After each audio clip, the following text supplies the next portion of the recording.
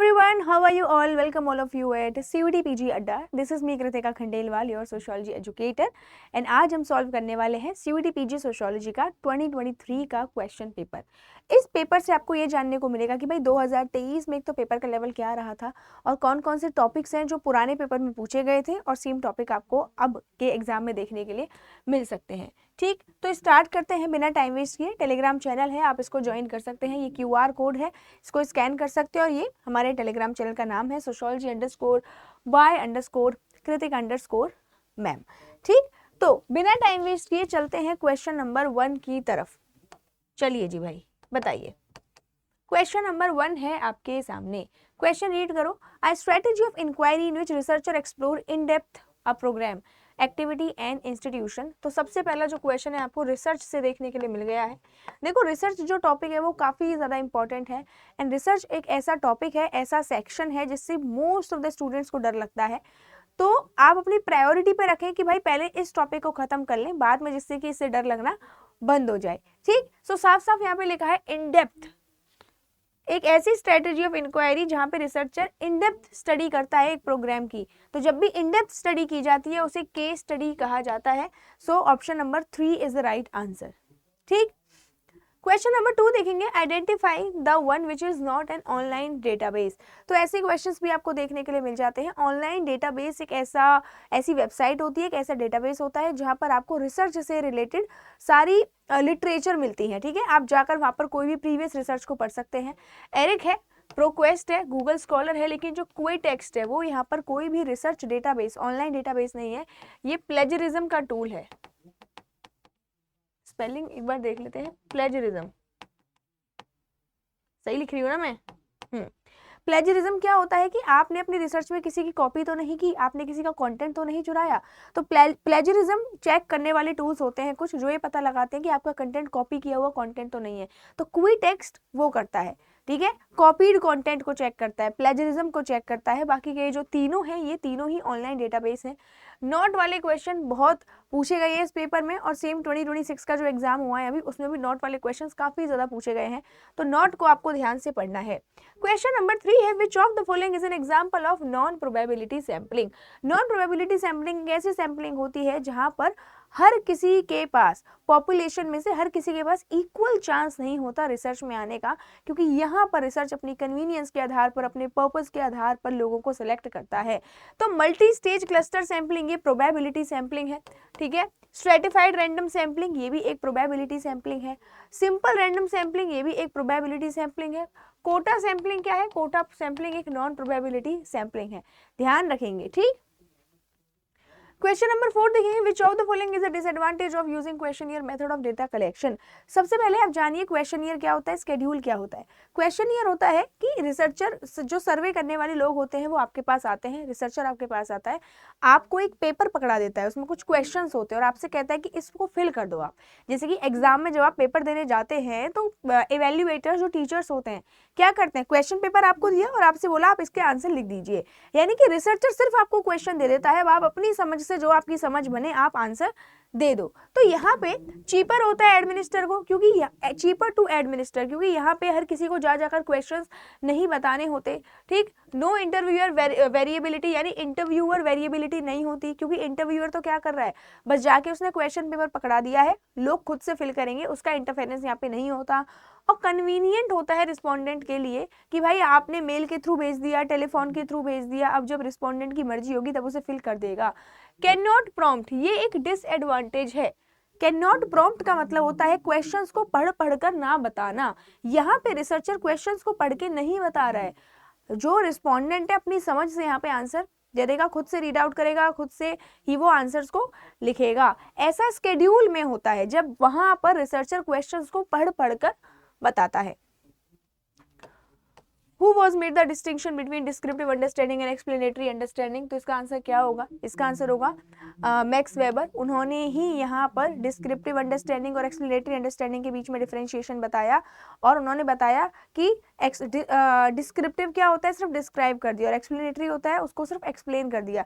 लेकिन max weber interpretative understanding की बात करते हैं जहाँ पर हर्मेन्यूटिक की बात की जाती है.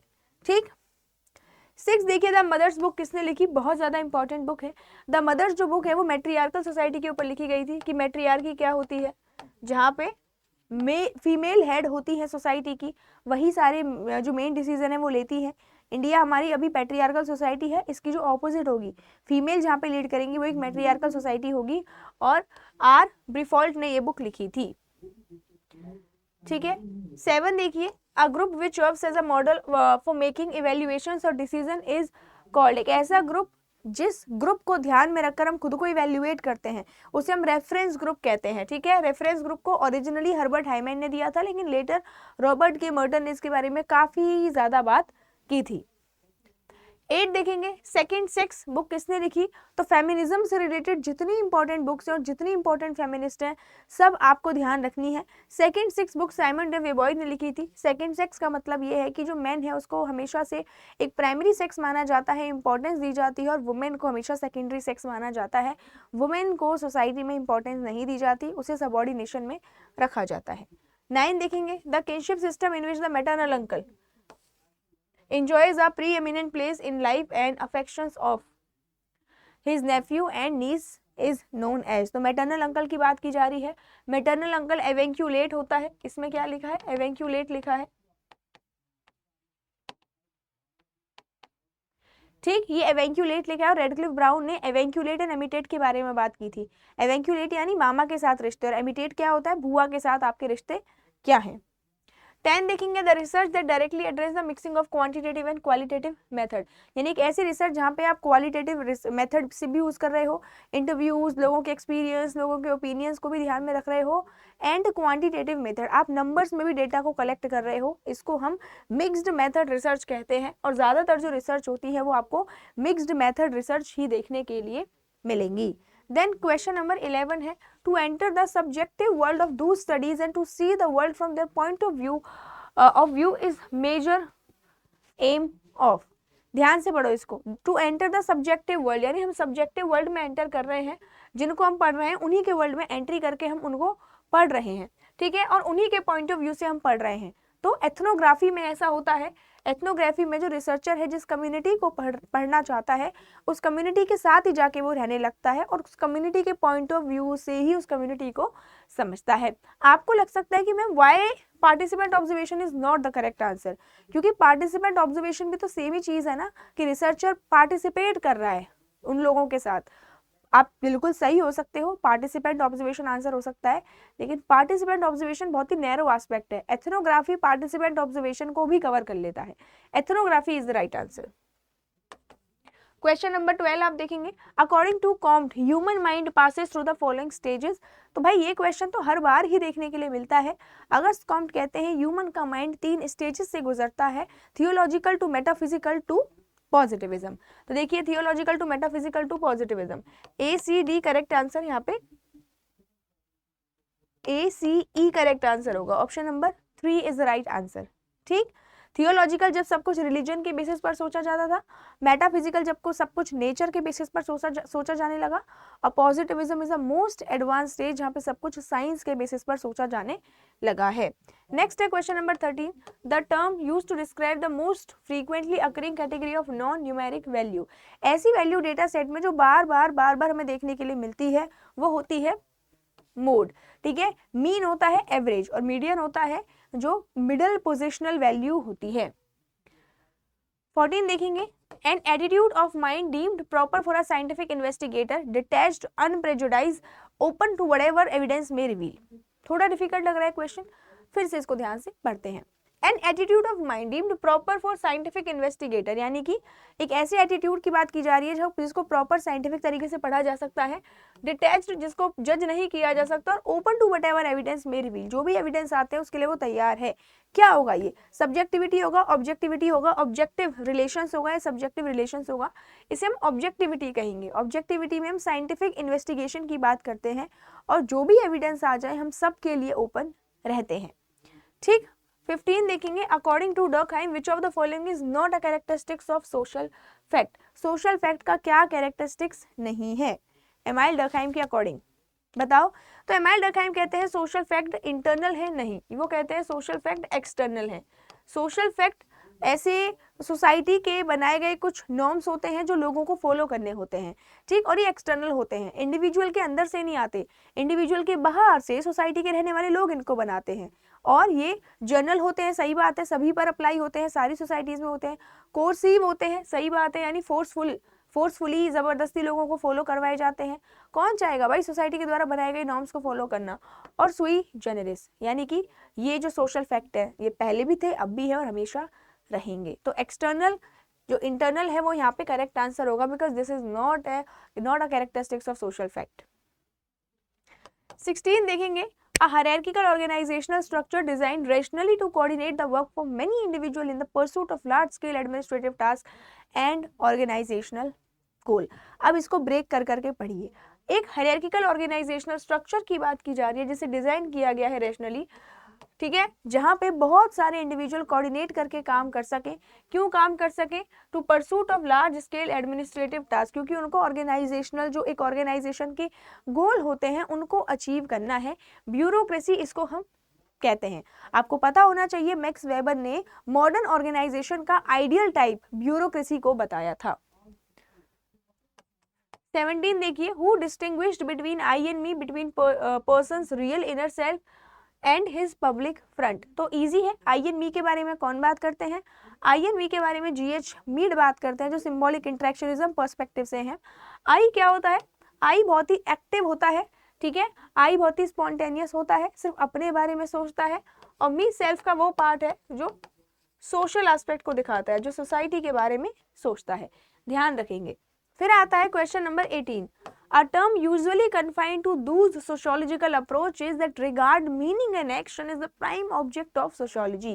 देखो, एक ऐसी टर्म जिसे यूजुअली कन्फाइन किया जाता है उन सोशियोलॉजिकल अप्रोचेस से जहाँ पे मीनिंग और एक्शन की बात की जाती है, इसे इंटरप्रिटेटिव सोशियोलॉजी कहते हैं। वेबर इसके बारे में बात करते हैं। इंटरप्रिटेटिव सोशियोलॉजी कहता है किसी भी अगर इंसान, किसी भी इंडिविजुअल का अगर हम कोई भी एक्शन समझ रहे हैं तो उस एक्शन के पीछे छुपे मीनिंग को भी समझना पड़ेगा, तभी जाकर हम उस इंसान के एक्शन को समझ पाएंगे, अदरवाइज तो हम हर किसी को फिर जज करने लगेंगे।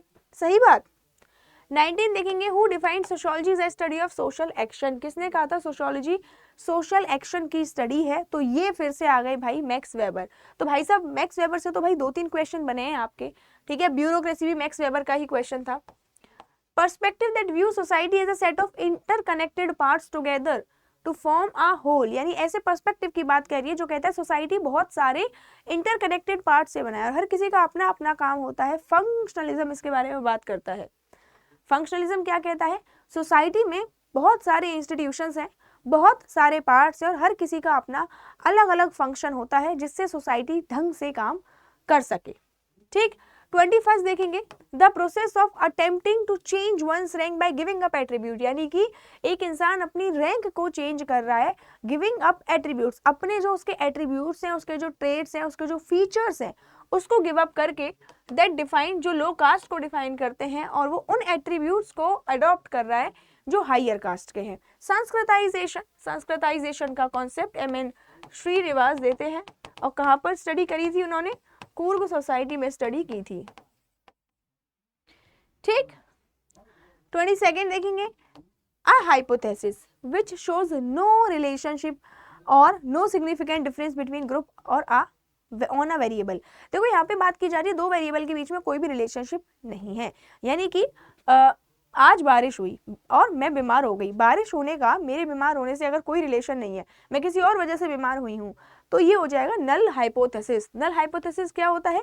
दो वेरिएबल के बीच में कोई रिश्ता नहीं है। भाई आज घर में लौकी की सब्जी बनी और मैं बीमार हो गई, लौकी की सब्जी बनने का और मेरे बीमार होने का कोई आपस में कनेक्शन नहीं है, दिस इज नल हाइपोथेसिस। और कनेक्शन होता है तो वो होता है ऑल्टरनेट हाइपोथेसिस।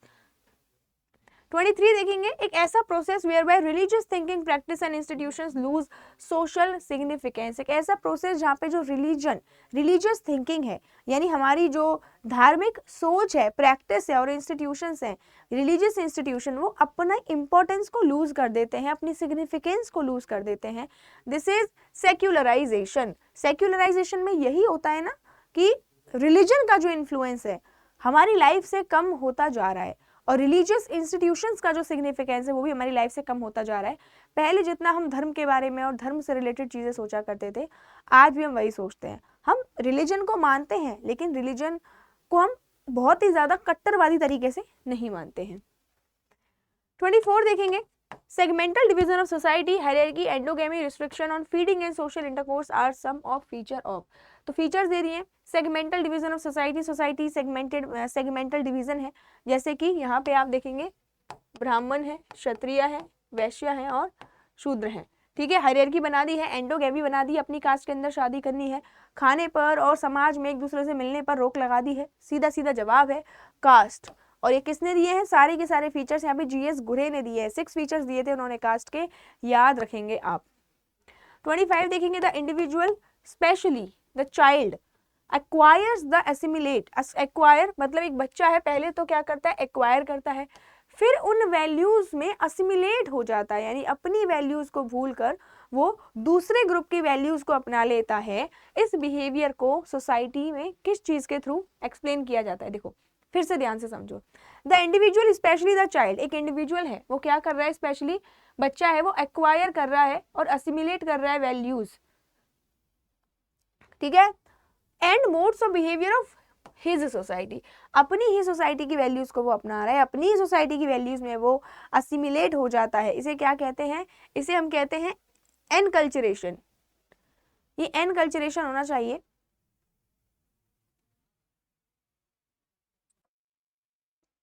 बट इसमें वो ऑप्शन में नहीं है, तो करेक्ट आंसर यहाँ पे जो ऑप्शंस के अकॉर्डिंग होना चाहिए that will be socialisation.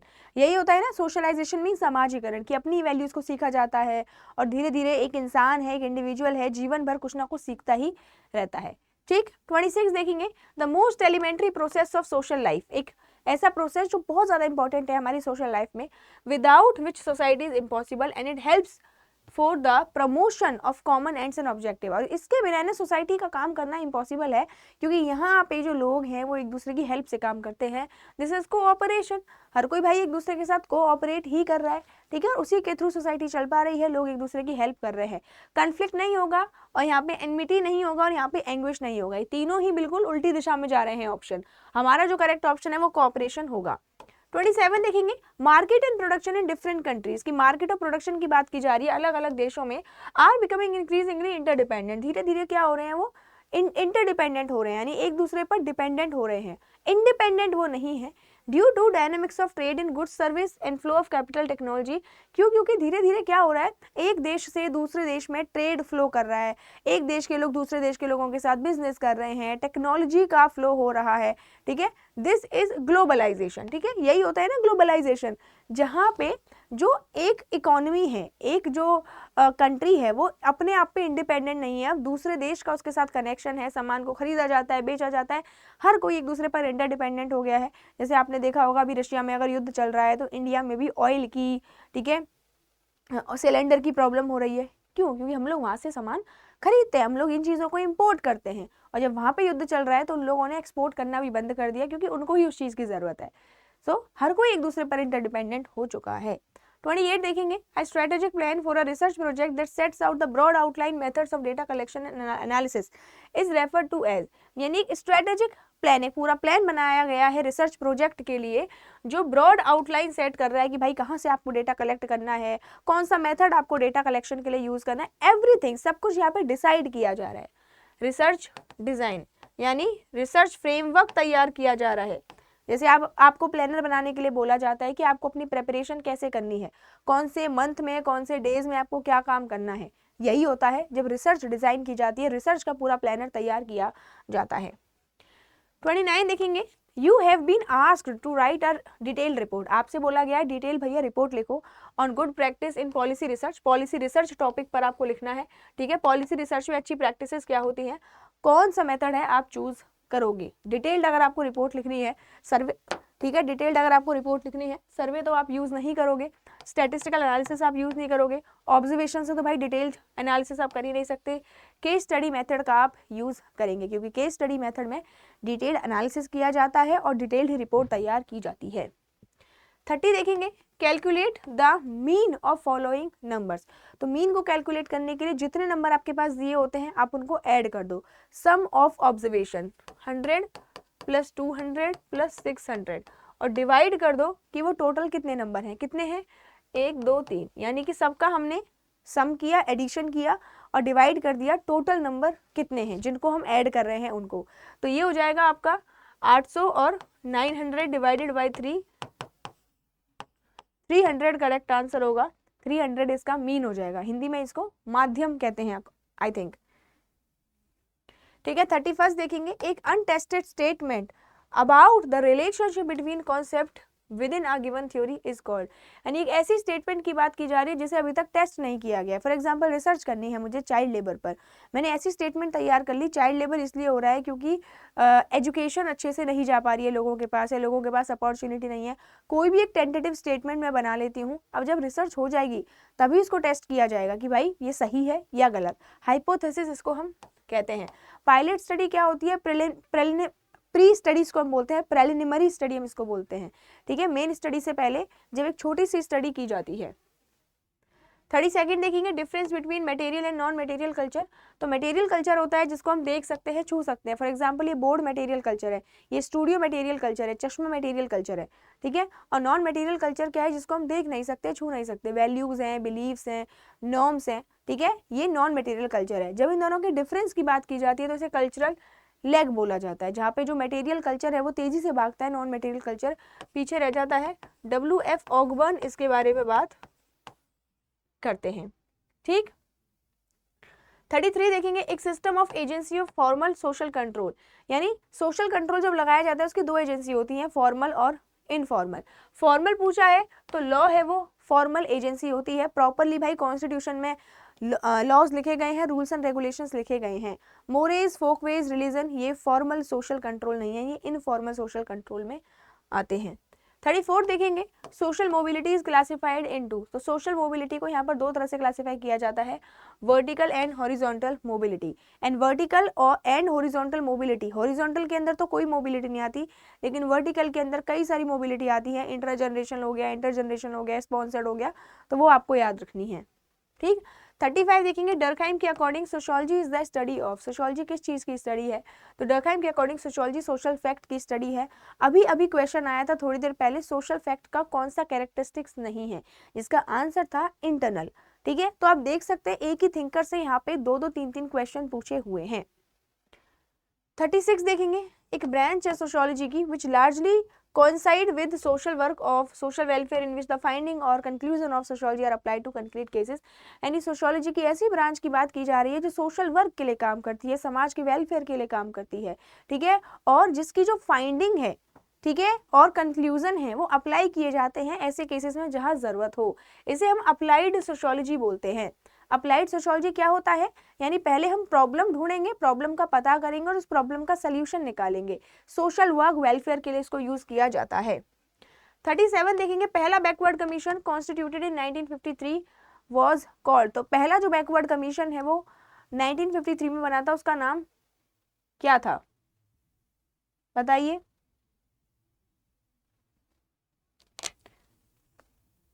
Easy है, बहुत बार पढ़ाया हुआ है आप लोगों को।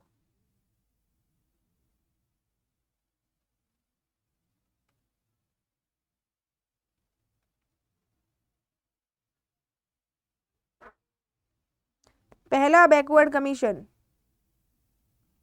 तो देखिए यहाँ पे पहला बैकवर्ड कमीशन काका कालेकर कमीशन था, और जो सेकंड बैकवर्ड कमीशन था वो कौन सा था? वो बीपी मंडल कमीशन था, याद रखेंगे। ठीक है, बीपी मंडल सेकंड बैकवर्ड कमीशन था। सचर जो कमीशन है ये रिलेटेड टू मुस्लिम कम्युनिटी, तो लेकिन ओबीसी से रिलेटेड दो ही कमीशन है, दोनों को आप याद रखेंगे। ठीक, 38 rule by male head of a social unit over other man all women and children is called. तो यहाँ पे क्या हो रहा है? मेल हेड के द्वारा रूल किया जा रहा है, ठीक है, of a social unit over other man. क्या कहते हैं इसको बताओ? जितने मैन हैं, जितनी वुमेन हैं, जितने चिल्ड्रन हैं, सब पर एक मेल हेड रूल कर रहा है। पैट्रियार्की इसको हम बोलते हैं। पैट्रियार्की का मतलब यही होता है, मेल हेड यहाँ पर रूल करता है। ये देखो थोड़ा सा डिफिकल्ट क्वेश्चन लगेगा आपको। 39 आप देखिए, रीड करो इसको एक बारी।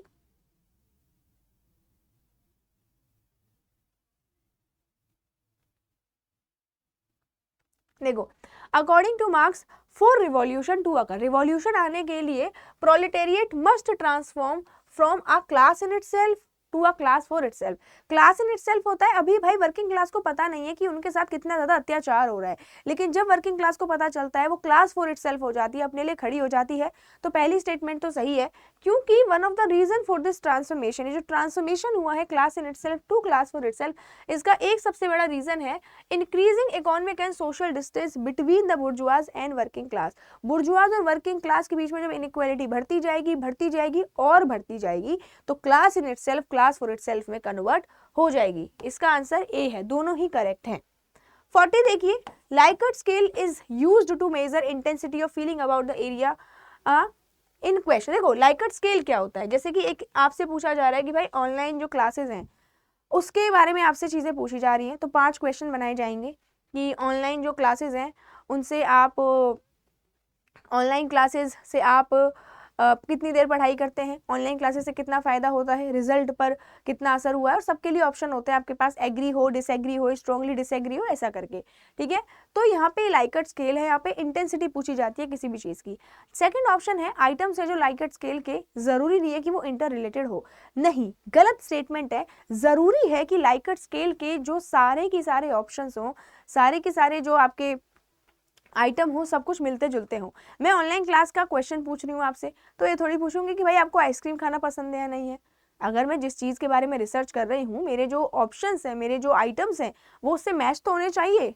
तो यहाँ पे सेकंड जो स्टेटमेंट है वो गलत है, फर्स्ट सही है। इसी के साथ A correct, R is not correct. 41 देखेंगे, कास्ट इज एंडोगेमस। सही बात है, कास्ट एंडोगेमस है, क्योंकि कास्ट के, अपनी कास्ट के अंदर शादी करनी होती है, क्योंकि caste forbids its member to marry persons from outside. ये भी सही है, कास्ट एंडोगेमस है, इसलिए कास्ट एंडोगेमस है क्योंकि कास्ट अपने ही कास्ट के लोगों को दूसरी कास्ट के लोगों से शादी करने से रोकती है। तो इसका आंसर क्या होगा, ऑप्शन नंबर 1। 42 देखेंगे, communities are more stable than association. देखो एक कम्युनिटी होती है, एक एसोसिएशन होती है, इसके बारे में बात करते हैं हम, सेक्शन 1 में भी पढ़ते हैं बेसिक कंसेप्ट्स में, और CW मिल भी इसके बारे में बात करते हैं, जेमिन शेफ्ट एंड जिसेल शेफ्ट। हमें पता है कम्युनिटी ज़्यादा स्टेबल है एसोसिएशन से, क्योंकि कम्युनिटी को कोई स्पेसिफिक एफर्ट नहीं लगते हैं उनके मेंबर को कि कम्युनिटी को बचा के रखना है। देखो एसोसिएशन बनाया क्यों जाता है, पर्टिकुलर जो लोग होते हैं वो इकट्ठा होते हैं, एक उनको गोल पूरा करना होता है। जैसे कंपनी बनाई गई है, कंपनी क्यों बनाई गई है, एक पर्टिकुलर गोल को पूरा करना है, इसीलिए कंपनी बनाई गई है। जैसे वो गोल खत्म हुआ और लोगों ने एफर्ट लगाने कम कर दिए और गोल पूरा नहीं हो पाया, तो कंपनी वो बंद हो जाएगी।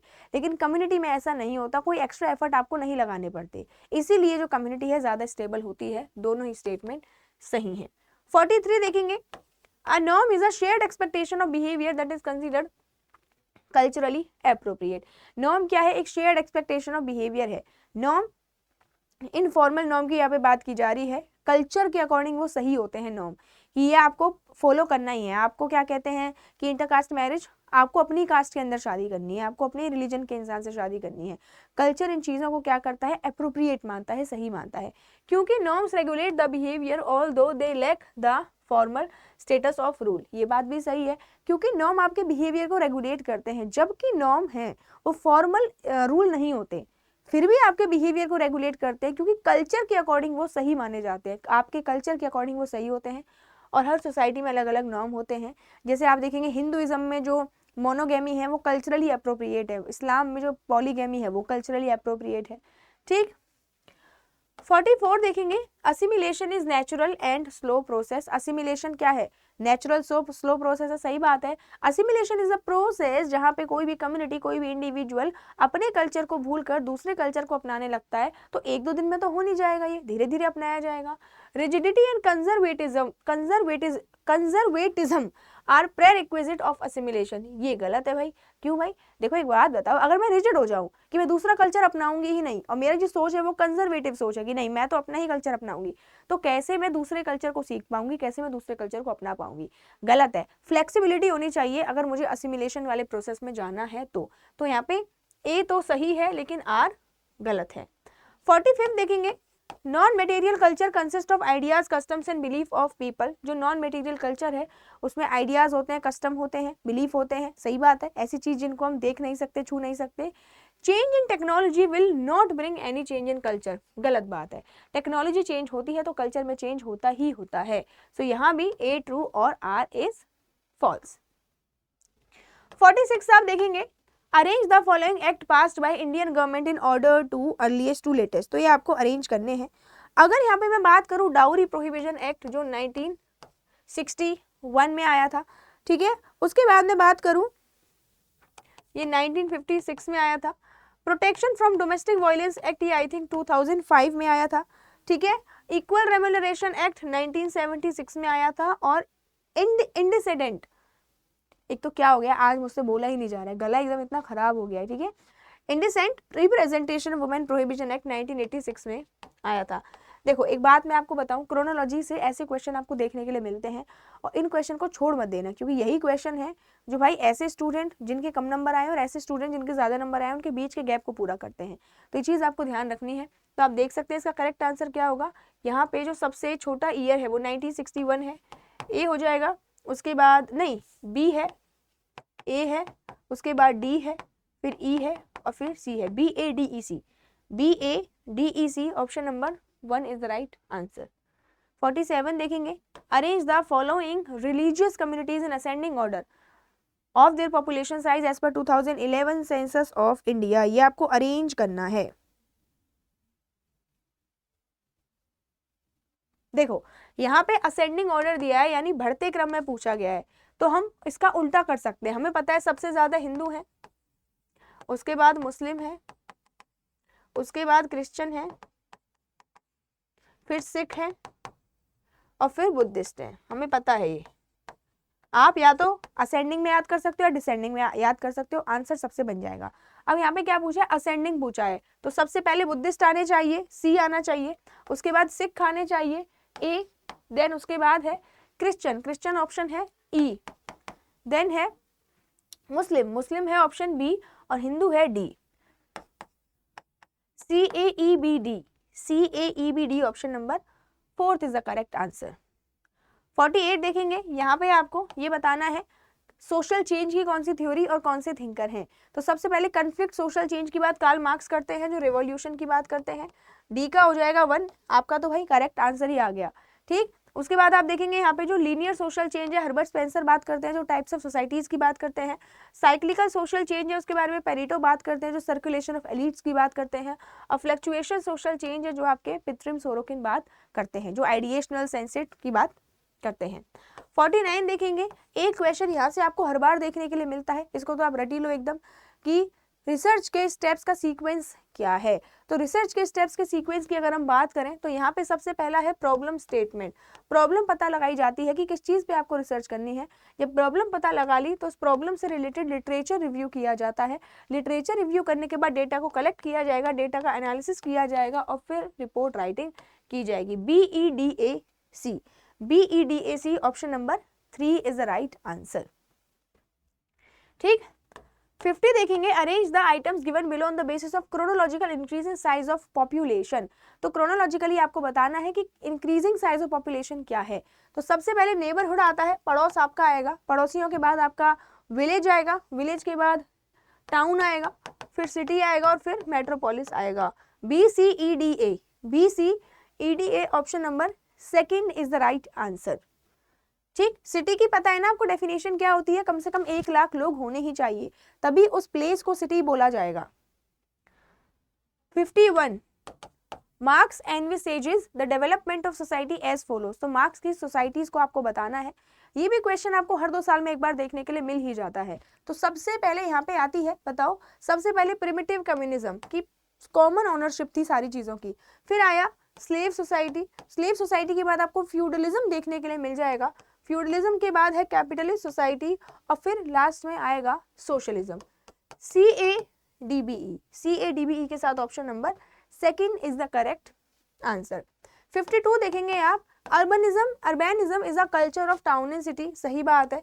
अर्बेनिज्म is a way of life की बात लुई वर्थ करते हैं, पता है ना आपको कि अर्बेनिज्म टाउन और सिटीज के कल्चर को बताता है। सेकंड स्टेटमेंट है अर्बन पॉपुलेशन इज होमोजीनियस, बिल्कुल गलत बात है। अर्बन जो पॉपुलेशन होती है वो हेट्रोजीनियस होती है, अलग कल्चर, अलग वैल्यूज, अलग लैंग्वेज, अलग कास्ट के लोग वहां पर रहते हैं। तो स्टेटमेंट 1 करेक्ट है, स्टेटमेंट 2 इनकरेक्ट है। 53 देखेंगे, association is a group of people United for specific purpose for limited number of purposes, सही बात है। यहाँ पे एसोसिएशन क्या होती है, ऐसे लोगों का समूह होता है जो स्पेसिफिक पर्पस के लिए बनाया जाता है, ठीक है, और जैसे वो पर्पस खत्म हो जाता है उस एसोसिएशन को खत्म कर दिया जाता है। नेक्स्ट है community is a permanent social group embracing a totality of end and purpose, ये स्टेटमेंट सही है क्योंकि कम्युनिटी हमें रिलेटिवली परमानेंट देखने के लिए मिलेगी। और अभी अभी क्वेश्चन आया भी था, कम्युनिटी में आपको एफर्ट्स नहीं लगाने पड़ते इसलिए कम्युनिटी स्टेबल होती है। एसोसिएशन कभी भी बन सकती है और कभी भी उसको तोड़ा जा सकता है। सो दोनों ही स्टेटमेंट यहाँ पे करेक्ट है। 54 देखिए, आर्टिकल और ये है लिस्ट 2, ये है आपके इश्यूज। देखो अगर आपको आर्टिकल, एक्ट, डीपीएसपी सब कुछ कवर करना है, यूट्यूब पे मेरी वीडियो पड़ी है, वो जाके आप देख लेना। देखो आर्टिकल 17 क्या होता है, आर्टिकल 17 की बात करूं वो अनटचेबिलिटी की बात करता है, ए का हो जाएगा 3, ठीक है। उसके बाद आर्टिकल 340 बैकवर्ड क्लास की बात करता है, तो बी का हो जाएगा 1, ठीक है। आर्टिकल 19 फ्रीडम ऑफ स्पीच की बात करता है, सी का हो जाएगा 4 और डी का हो जाएगा 2। आर्टिकल 14 इक्वालिटी की बात करता है, ऑप्शन नंबर 1। फिर से चेक कर लो, ए का 3 हो गया, बी का 1 है, सी का 4 एंड डी का 2। Yes, option number first is the correct answer. 55 देखिए, social anthropology is the other name of comparative sociology, सही बात है। सोशल एंथ्रोपोलॉजी और कंपैरेटिव एंथ्रोपोलॉजी का ही दूसरा नाम है। सेकंड स्टेटमेंट है जो पहली स्टेटमेंट है, यानी ये जो पहली स्टेटमेंट मैंने पढ़ी है एमाइल डर्कहाइम से रिलेटेड है, ये गलत है। एमाइल डर्कहाइम से रिलेटेड ये नहीं है, ये कहीं ना कहीं रेडक्लिफ ब्राउन इसके बारे में बात करते हैं, क्योंकि रेडक्लिफ ब्राउन ही कंपैरेटिव सोशियोलॉजी के बारे में बात करते हैं, एथनोलॉजी के बारे में वो बात करते हैं, ठीक। तो करेक्ट आंसर क्या होगा, करेक्ट आंसर यहाँ पे ऑप्शन नंबर 1 सिर्फ करेक्ट है। 56 देखिए, ये देखो सेंटिमेंट और नॉर्म, स्टेटस और सैंक्शन। तो यहाँ पे आप देखेंगे कि ये जो सेंटिमेंट है, सेंटिमेंट का मतलब होता है व्हाट वी फील, क्या हम फील करते हैं, ए का हो जाएगा 2 डायरेक्ट आ गया है। नॉर्म क्या होता है, बी का हो जाएगा 4, स्टैंडर्ड फॉर डिटरमाइनिंग, स्टैंडर्ड जो डिटरमाइन करते हैं क्या सही है क्या नहीं है कल्चर के अकॉर्डिंग। स्टेटस क्या होता है, पोजीशन होती है इंडिविजुअल की, क्या उसका स्थान है सोसाइटी में। और यहाँ पर सैंक्शन क्या होते हैं, रिवॉर्ड्स और punishment, positive and negative sanction, ठीक। 57 के बारे में बात करेंगे, jajmani system is an expression of the interdependence of different caste, सही बात है। जजमानी सिस्टम के बारे में बात करते हैं, इंट्रोड्यूस किसने किया था, विलियम वाइजर ने इंट्रोड्यूस किया था, और एम.एन. श्रीनिवास भी इसके बारे में बात करते हैं। तो जजमानी सिस्टम अलग अलग कास्ट का एक दूसरे पर डिपेंडेंसी को दिखाता है। Jajmani system is an arrangement of different caste group for exchanging goods and service, ये भी सही बात है। जो अलग अलग कास्ट है, ठीक है, वो क्या करती है यहाँ पे, गुड्स और सर्विस को एक्सचेंज करती हैं। तो दोनों ही स्टेटमेंट यहाँ पे सही हैं। देखो जजमानी सिस्टम एक्सप्रेशन है जहाँ पे डिफरेंट कास्ट एक दूसरे पर डिपेंडेंट है सर्विस लेने के लिए और सर्विस देने के लिए। इन जजमानी सिस्टम है वो अरेंजमेंट है जहाँ पे डिफरेंट कास्ट ग्रुप है वो एक्सचेंज करते हैं गुड्स और सर्विसेज को। 58 unlike caste, class system claims to be more open and based on individual achievement, caste की तरह ना होकर जो क्लास सिस्टम है वो ज्यादा ओपन है और इंडिविजुअल अचीवमेंट पर बेस्ड है, ये सही बात है। आप अपनी क्लास को चेंज कर सकते हो, आप अभी गरीब हैं आप अमीर हो सकते हो आगे जाकर। Social mobility makes the class distinction more rigid, गलत है भाई। एक बात बताओ, क्लास में अगर सोशल मोबिलिटी हो रही है, सोशल मोबिलिटी का मतलब क्या है, स्टेटस चेंज हो रहा है, गरीब इंसान अमीर हो रहा है, तो रिजिड नहीं बनाती है, फ्लेक्सिबल बनाती है। रिजिड होता है कठोर, बदलाव होता ही नहीं है, लेकिन बदलाव हो रहा है तो ये फ्लेक्सिबल सिस्टम है। सो स्टेटमेंट 1 करेक्ट है, स्टेटमेंट 2 ये होगा, 1 इज करेक्ट 2 इज इनकरेक्ट। 59 आप देखेंगे, roles are essentially prescribed and static expectation of behavior inherent in particular position। Role क्या है, एसेंशियली प्रिस्क्राइब, यानी रोल को पहले से प्रिस्क्राइब कर दिया जाता है। भाई जैसे मैं एक टीचर हूँ, मेरा रोल क्या है पहले से ही बता दिया गया है। एंड स्टैटिक एक्सपेक्टेशन होती है, कुछ ऐसी फिक्स्ड एक्सपेक्टेशन होती है जो हर रोल से होती है, जैसे फादर से क्या एक्सपेक्ट किया जाता है, टीचर से क्या एक्सपेक्ट किया जाता है, डॉक्टर से क्या एक्सपेक्ट किया जाता है। The position to which a role is attached is called status, ये तो बिल्कुल सही बात है। वो पोजीशन जिससे रोल अटैच है, यानी मेरी पोजीशन क्या है, टीचर की पोजीशन है, इससे रोल अटैच है और टीचर मेरा स्टेटस होगा। ठीक, तो दोनों ही स्टेटमेंट यहाँ पे सही है। 60 देखेंगे, मर्टन के according retreatism refers to rejection of both cultural goal and means. देखो इसको मैं आपको बताती हूँ, यहाँ पर आप देखेंगे कि जो आर के मर्टन है वो बात करते हैं 5 मोड्स ऑफ अडेप्टेशन की। सबसे पहले वो बात करते हैं, ये 60 नंबर क्वेश्चन है, तो आर के मर्टन यहाँ पर बात करते हैं, पहला है कन्फर्मिस्ट, फिर है इनोवेशन, इनोवेशन जो करते हैं, ठीक है, उसके बाद आएगा यहाँ पे रिचुअलिस्ट, फिर आता है रिट्रीटिस्ट और फिर आता है रेबेलियन। ठीक है, हम मानकर चल रहे हैं ये मीन्स है और ये गोल्स है। जो कन्फर्मिस्ट है इसको नोट कर लो, दोनों को फॉलो करते हैं। इनोवेशनिस्ट होते हैं जो कहते हैं मीन्स फॉलो नहीं करेंगे, गोल्स फॉलो करेंगे। रिचुअलिस्टिक कहते हैं मीन्स फॉलो करेंगे, गोल्स फॉलो हो चाहे ना हो। रिट्रीटिस्ट कहते हैं दोनों को ही नहीं मानेंगे और रिबेलियन कहते हैं दोनों को हटा के अपने नए मीन्स और गोल हम बनाएंगे। तो यहाँ पे क्या पूछा है, अब आपको समझ आ जाएगा। मर्टन के अकॉर्डिंग रिट्रीटिज्म का मतलब होता है दोनों ही कल्चर और मीन्स को रिजेक्ट करना, सही है। मर्टन के according innovation is the attempt, जहां पे कल्चरली अप्रूव्ड गोल को अचीव किया जाता है, गोल को तो अचीव कर रहा है लेकिन अनकन्वेंशनल मीन्स है, ऐसे मीन्स है जिन्हें सोसाइटी लीगल मानती नहीं है। जैसे किसी इंसान को अमीर होना है, सोसाइटी चाहती है भाई हर इंसान अमीर हो, सक्सेसफुल हो, लेकिन वो चीटिंग कर रहा है एग्जाम में, ठीक है, वो ड्रग का एडिक्शन, ड्रग को वो यूज कर रहा है, तो ये सोसाइटी के अकॉर्डिंग सही रास्ता नहीं है। तो दोनों ही स्टेटमेंट यहाँ पे सही है। 61 देखेंगे, the word secular exist in the preamble to the Constitution of India and 73rd Amendment Act introduce the word secular in Constitution of India। बताओ।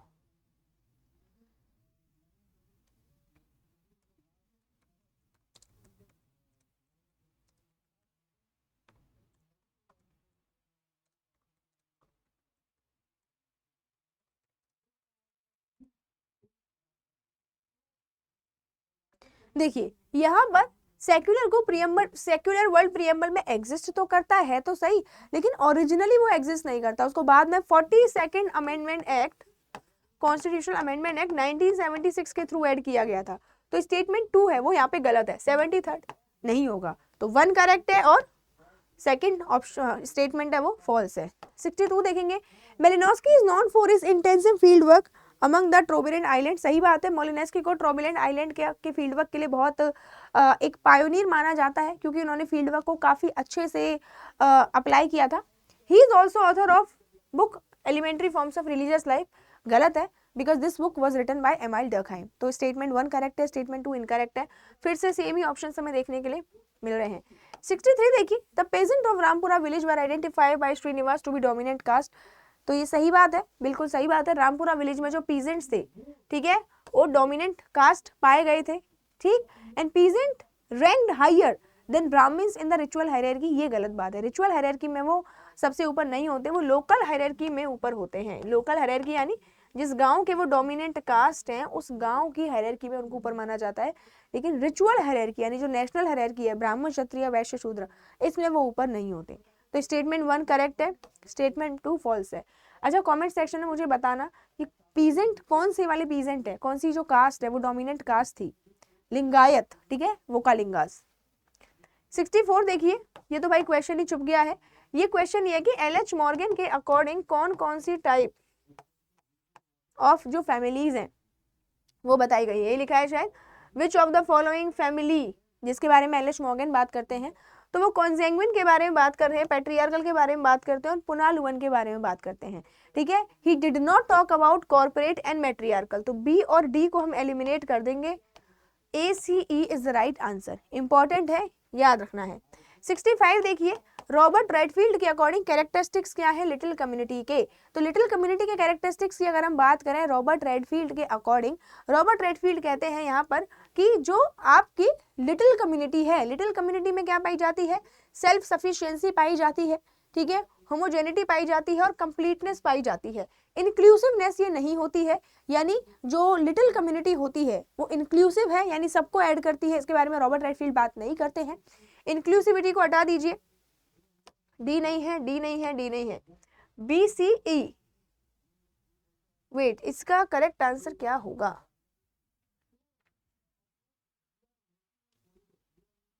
वेट, ठीक है, मैं थोड़ा सा कंफ्यूज हो गई थी। इसमें जो करेक्ट आंसर होगा वो यही होगा कि लिटिल कम्युनिटी छोटी होती है।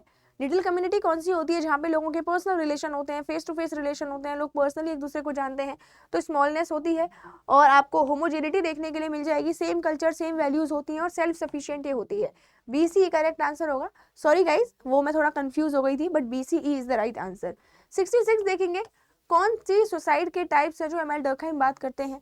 तो एमएल डर्कहाइम 4 तरह की सुसाइड के बारे में बात करते हैं, एनोमिक, ईगोइस्टिक और फेटलिस्टिक एंड अल्ट्रुइस्टिक। तो एनोमिक है, एल्ट्रुइस्टिक है और ईगोइस्टिक है। रिस्ट्रिक्टिव और रेगुलेटिव किसी भी तरह की सुसाइड नहीं है जो एमएल डर्कहाइम बात करते हैं। तो A, C और E, ठीक है।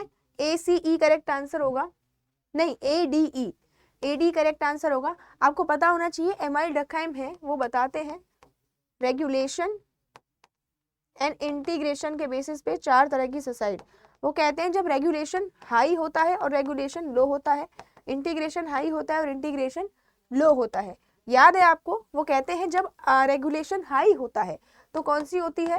फेटलिस्टिक सुसाइड होती है। और जब रेगुलेशन लो होता है तो एनोमिक सुसाइड होती है। इंटीग्रेशन हाई होता है तो एल्ट्रुइस्टिक सुसाइड होती है। और इंटीग्रेशन जब लो होता है तो यहाँ पे ईगोइस्टिक सुसाइड होती है। ठीक, 67 आप देखेंगे, संस्कृताइजेशन के क्या क्या कैरेक्टरिस्टिक्स हैं। संस्कृताइजेशन से तो हर बार एक क्वेश्चन आपको देखने के लिए मिल ही जाता है। संस्कृताइजेशन के थ्रू लोअर कास्ट है वो अपर कास्ट के कल्चर को अपनाना चाहती है क्योंकि वो उनकी तरह बनना चाहती है, तो अपवर्ड मोबिलिटी यहाँ पर हो रही है। कर्मा से रिलेटेड है, कर्मा का इससे कोई भी लेना देना नहीं है। कर्मा यानी आपके कर्म क्या है, ठीक। साइंस से रिलेटेड है, नहीं जी, साइंस से रिलेटेड ये नहीं है। It is the adoption of new custom and habit, सही बात है, लोअर कास्ट अपर कास्ट के हैबिट्स को अपना रही है। And it reveals socio cultural mobility, socio cultural mobility हो रही है, सही बात है, ना पॉलिटिकल मोबिलिटी है ना ही इकोनॉमिक मोबिलिटी है। तो करेक्ट आंसर क्या होगा? A, D और E, ADE is the right answer. 68 देखेंगे, जेंडर डिस्क्रिमिनेशन अकर्स व्हेन, कब होता है जेंडर डिस्क्रिमिनेशन? तो जब मेन और women located separately will participating in broadly similar set of activities, यानी कि मेन और वुमेन जब सेम तरह की एक्टिविटीज करते हैं तब भी उनको अलग अलग लोकेशन में रखा जाता है, सही बात है। Deliberate legal traditional policies segregation adopted, सही बात है, जानबूझकर यहाँ पे अलग अलग तरह की पॉलिसीज बनाई जाती हैं। Women primarily excluded from paid work, women को घर का काम करवाया जाता है जो एक अनपेड वर्क है जिसके लिए उनको पैसे नहीं मिलते हैं। वुमेन हायर एजुकेशन अटेन करेगी तो कोई जेंडर डिस्क्रिमिनेशन नहीं होगा, और वुमेन पॉलिटिकल एम्पावरमेंट अचीव कर लेंगी तो जेंडर डिस्क्रिमिनेशन नहीं होगा।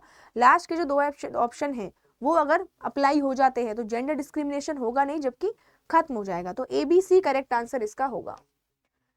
ठीक, 69 देखेंगे, सिटी लाइफ के क्या कैरेक्टरिस्टिक्स हैं? तो भाई शहरों की जो लाइफ होती है सिंपल होती है, बिल्कुल भी सिंपल नहीं होती, कॉम्प्लेक्स लाइफ होती है, ज्वाइंट फैमिली नहीं होती, एनोनिमिटी होती है, यानी आप एक दूसरे को पर्सनली जानते ही नहीं है, इवन आपके आस पड़ोस में कौन रह रहा है you don't know who they are.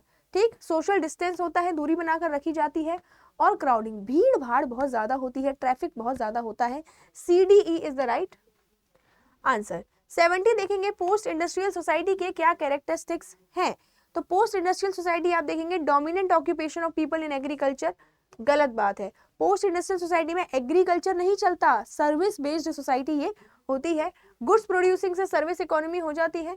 Secondary relationship पाए जाते हैं, सही बात है, बहुत ज्यादा ऐसे रिलेशनशिप नहीं पाए जाते जहाँ पे क्लोजली आप एक दूसरे को जानते हैं। कल्चर के अराउंड ऑर्गेनाइज होती है, कल्चर के अराउंड ट्रेडिशनल सोसाइटी होती है। इंडस्ट्रियल और पोस्ट इंडस्ट्रियल सोसाइटी नहीं होती है। और MNCs है वो सेंटर पॉइंट बन जाती है, हर जगह आपको MNCs देखने के लिए मिल जाएंगी। तो इनकरेक्ट क्या है? A और D इनकरेक्ट है, BCE करेक्ट आंसर हो जाएगा, ठीक है ना, BCE यस। डोमिनेंट कास्ट के क्या कैरेक्टरिस्टिक्स हैं? देखो MN श्रीनिवास से काफी क्वेश्चन है, जैसे MN श्रीनिवास से कास्ट का क्वेश्चन था, ठीक है, संस्कृताइजेशन का कॉन्सेप्ट था, ठीक है, डोमिनेंट कास्ट का फिर कॉन्सेप्ट आ गया, तो MN श्रीनिवास से काफी क्वेश्चन है। सो डोमिनेंट कास्ट नंबर में ज्यादा होनी चाहिए, और उसके अलावा पॉलिटिकल पावर उनके पास होनी चाहिए, उसके अलावा high ritual status in local area, सही बात है, लोकल एरिया में उनका रिचुअल स्टेटस हाई होना चाहिए। संस्कृताइजेशन नहीं है कोई भी डोमिनेंट कास्ट का कैरेक्टरिस्टिक्स, और कल्चरल एसोसिएशन नहीं है। देखो high ritual status local area, local area में हाई रिचुअल स्टेटस होता है, सही बात है, लेकिन नेशनल लेवल पर उनका रिचुअल स्टेटस हाई हो, यानी कि ब्राह्मण क्षत्रिय वैश्य शूद्र हो, यानी कि ब्राह्मण ही हो क्षत्रिय हो, ऐसा जरूरी नहीं है। लोकल लेवल पर लोग उनकी तरह बनना चाहे क्योंकि उनके पास पैसा ज्यादा है, जमीन ज्यादा है, पॉलिटिकल पावर ज्यादा है। सो करेक्ट आंसर क्या होगा? ए, सी और डी।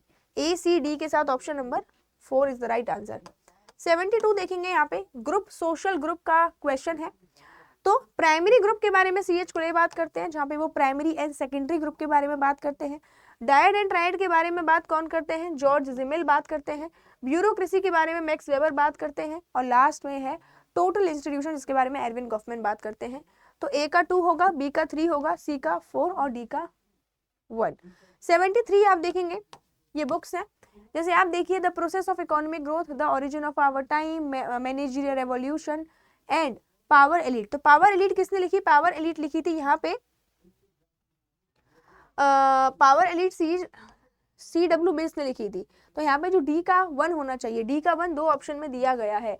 देन है यहाँ पे managerial revolution, origin of our time और प्रोसेस ऑफ इकोनॉमिक ग्रोथ। तो यहाँ पे देखिए ये जो मैनेजरियल रेवोल्यूशन है वो जेम्स बोरमैन ने लिखी है। तो सी का हो जाएगा 2 और सी का 2 डायरेक्टली आंसर आ रहा है। Option number 3 is the correct answer. ठीक, 74 आप देखेंगे, यहाँ पे modernization, dominant caste, parochialization and universalization and वेक्टॉक्सिकेशन। तो मॉडर्नाइजेशन क्या होगा? मॉडर्नाइजेशन का जो कॉन्सेप्ट है योगेंद्र सिंह बात करते हैं, जहाँ पे वो मॉडर्नाइजेशन ऑफ इंडियन ट्रेडिशन की बात करते हैं। ए का हो जाएगा 4, डायरेक्टली ही आ गया है। ठीक, डोमिनेंट कास्ट फिर से आ गया, एम एन श्रीनिवास बात करते हैं। बैरोकलाइजेशन, यूनिवर्सलाइजेशन, इसके बारे में कौन बात करते हैं? मैकी मैरियट बात करते हैं। और वेटॉक्सिकेशन के बारे में दीपांकर गुप्ता बात करते हैं। मैचिंग क्वेश्चन इस तरह के क्वेश्चंस होते हैं जहां पर आपको एक भी ऑप्शन अगर आ गया अच्छे से या फिर 2 ऑप्शन आ गए, एलिमिनेशन टेक्निक से आप आराम से इन क्वेश्चंस को सॉल्व कर सकते हैं। लास्ट क्वेश्चन 75, फिर से एम एन श्रीनिवास आ गए हैं ऑप्शन में। Religion and society among the Coorg of south India. तो साउथ इंडिया के कूर्ग पर स्टडी करते हैं एम एन श्रीनिवास। ए का 3 हो जाएगा, डायरेक्टली ही आंसर आ रहा है। विलेज इंडिया, लिटिल कम्युनिटी, फिर से मैके मैरियट आ गया है। ठीक है, annihilation of caste, B R Ambedkar बात करते हैं। और होमो हायरार्कीस की बात लुई डूमो करते हैं। M N Srinivas, Max Weber, बार बार मतलब एक ही थिंकर से क्वेश्चन पूछे गए हैं। पेपर ठीक ठाक तरीके से, एप्रोप्रिएट तरीके से सेट नहीं किया गया है जो मुझे लगता है, बाकी आपके अकॉर्डिंग तो ठीक ही है, आपको तो इजी हो जाएगा ऐसा करने पे। ठीक, तो इसी तरह से हमारे 75 क्वेश्चन पूरे हो गए हैं। कमेंट सेक्शन में बताना कि आपके कितने क्वेश्चन सही हुए एंड ये भी बताना कि आपको इस एग्जाम का लेवल कैसा लगा। ठीक, चलिए guys, thank you so much, bye bye, take care. मिलते हैं अगली वीडियो में, तब तक अपना ध्यान रखिए, अच्छे से तैयारी कीजिए और कोशिश कीजिए कि आप बहुत अच्छा करें अपनी लाइफ में।